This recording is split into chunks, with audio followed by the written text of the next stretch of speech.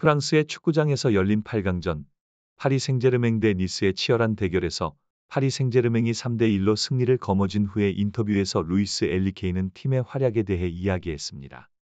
전반전의 첫 35분 동안 우리 팀은 마치 축구의 시를 쓰듯 리그에서 가장 견고한 수비를 자랑하는 니스를 상대로 높은 수준의 경기를 선보였습니다. 우리는 상대의 공격을 완벽하게 차단하며 그들에게 겨우 한 골만을 허용했죠. 그러나 어느 순간 우리는 한 골을 내주면서 의문과 불안이 교차하는 순간을 맞이했습니다. 그러나 우리는 이내 자신감을 되찾고 후반전에 다시 경기를 장악하며 수많은 득점 기회를 창출했습니다.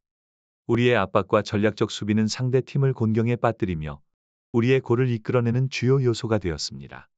그는 또한 팀의 전략적 발전에 대해 언급하며 우리는 계속해서 진보하고 있으며 오늘 경기에서 보여준 압박과 공격 전술은 그 증거입니다. 높은 위치에서의 방어는 우리에게 많은 위험을 가져다 주지만 상대보다 한 수 위의 전략으로 우리는 그 위험을 기회로 바꾸어 놓았습니다. 라고 말했습니다. 파리 생제르맹은 이제 4강전에서 스타드 렌과 맞붙게 됩니다. 이강인 선수는 오른쪽 미드필더로서 풀타임을 소화하며 공격 포인트를 기록하지는 못했으나 경기장 곳곳을 누비며 두 차례의 슈팅과 위협적인 움직임으로 팀의 승리에 기여했습니다. 그의 날카로운 코너킥과 프리킥은 상대팀 골키퍼의 선방에 막혔지만 그의 유려한 드리블과 패스 능력은 관중들에게 큰 감동을 선사했습니다. 이강인 선수의 발군의 크로스로 시작된 경기에서 음바페가 환상적인 선제골로 경기의 포문을 열었습니다. 전반 14분, 이강인이 오른쪽 측면에서 상대 수비수를 속이는 듯한 움직임 뒤에 놀라운 크로스를 올렸고 음바페는 수비의 헤더로 잠시 걷어낸 볼을 받아 루이스와의 빠른 2대1 패스 후 강력한 오른발 슈팅으로 골망을 가르며 스코어를 기록했습니다. 전반 31분에는 이강인의 주도로 한 슈팅이 상대 수비에 막히기도 했지만 그의 활약은 여기서 그치지 않았습니다. 후반 초반에도 그의 예리한 크로스는 상대를 계속해서 위협했고 후반 11분에는 그의 크로스가 베랄드의 헤더로 이어졌지만 아쉽게도 골대를 벗어났습니다. 경기의 하이라이트는 분명 후반 중반 이강인이 선보인 매혹적인 프리킥이었습니다. 후반 19분 PSG의 페널티 박스 바깥 오른쪽에서 얻어낸 프리킥을 이강인이 왼발로 힘차고 정교하게 감아 찬 볼은 골키퍼의 손을 거쳐 골대 위로 튕겨나오며 모두를 숨죽이게 했습니다. 축구 통계 매체에 따르면 이강인은 이날 경기에서 슈팅, 키패스 1번, 패스 성공률 87% 그리고 한 번의 성공적인 드리블을 기록하며 팀 내에서도 주목할 만한 활약을 펼쳤습니다. 비록 품목에서 그에게 준 평점은 7.3으로 팀 내 하위권이었지만 그의 기여도는 결코 숫자로만 평가할 수 없는 가치가 있었습니다. 특히 이강인의 플레이는 경기 후 현지 매체와 축구 커뮤니티에서 큰 화제가 되었습니다. 프랑스의 유명 축구 매체 푸메르카토는 이강인은 중앙에서 공을 다루며 경기를 지배했고 데임벨레와 에메리의 장점을 결합한 듯한 모습으로 음바페에게 완벽한 크로스를 제공해 첫 골을 도왔다. 후반전에는 다소 페이스가 떨어졌지만 그의 볼 컨트롤 능력은 여전히 탁월했다며 극찬했습니다. 특히 리그에서 가장 견고한 방어막으로 손꼽히는 니스의 수비진 앞에서 펼친 그의 미묘하고도 강렬한 드리블은 마치 축구장을 자신만의 무대로 만든 듯한 인상을 주었습니다. 이강인이 4명의 수비수를 마치 없는 것처럼 쉽게 뚫고 나가는 그 장면은 단순한 스포츠 이상의 가치를 창조했으며 이는 축구라는 경기가 단순한 체육 활동을 넘어서 하나의 예술 형태로도 인식될 수 있음을 보여주었습니다.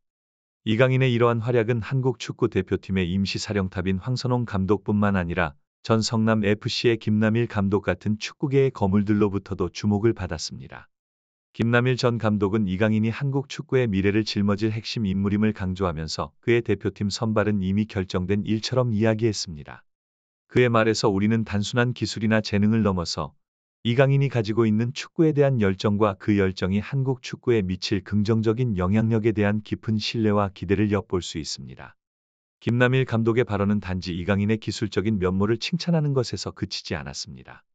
그는 축구 선수로서 겪을 수 있는 다양한 내외적인 도전과 어려움, 팀 내의 분쟁과 같은 상황들도 이강인의 성장과 발전에 있어 중요한 요소라고 언급하며 이강인이 이러한 상황들을 통해 더욱 단단한 선수로 성장할 것임을 믿어 의심치 않았습니다.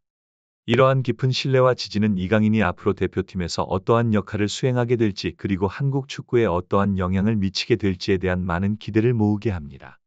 더욱이 김남일 감독은 이강인의 대표팀 선발을 둘러싼 논란을 넘어서 그가 한국 축구의 중추적인 인물로서 필요한 이유를 명확히 했습니다. 그는 이강인의 재능과 기술뿐만 아니라 그의 경기 내외적인 자세와 팀에 대한 헌신, 그리고 무엇보다 축구에 대한 순수한 열정이 한국 축구의 발전에 있어 필수적인 요소라고 강조했습니다.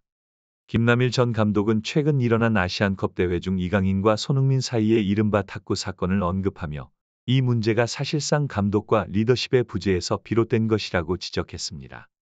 그는 이 사건이 발생한 당시 축구협회가 보다 신속하고 적절한 조치를 취했다면 선수들 간의 불필요한 오해와 갈등을 막을 수 있었을 것이라고 강조했습니다.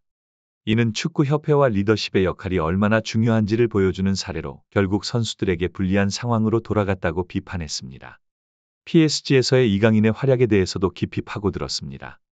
랭스전에서 음바페와 덴벨레와 같은 주요 선수들이 로테이션으로 인해 명단에서 제외되었음에도 불구하고 이강인은 팀의 공격진 중 유일하게 전 경기 풀타임을 소화하며 팀의 승리를 이끌었습니다.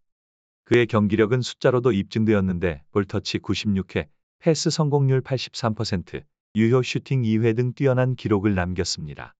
그의 눈부신 드리블 돌파와 두 차례의 키패스는 경기에 활력을 불어넣었고 이는 유럽 축구 통계 매치의 소파스코어에서 7.3점이라는 높은 평점으로 인정받았습니다. 프랑스의 여러 매체들도 이강인의 활약을 다양한 시각에서 평가했습니다. 구공민은 이강인과 하키미의 연계 플레이를 통해 펼쳐진 공격 전술을 높이 평가했으며 세트피스 상황에서의 아쉬움에도 불구하고 그의 슈팅 능력을 인정했습니다. 풋메르카토는 이강인의 경기를 보고 루이스 엘리케이 감독의 선발 결정이 옳았음을 확인했다며 극찬했습니다. 풋몽 역시 이강인에게 7.6점이라는 높은 평점을 부여하며 그의 경기력을 높이 평가했습니다. 소파스코어에서도 이강인은 7.4점을 받으며 골을 넣은 하무스 다음으로 높은 평가를 받았습니다.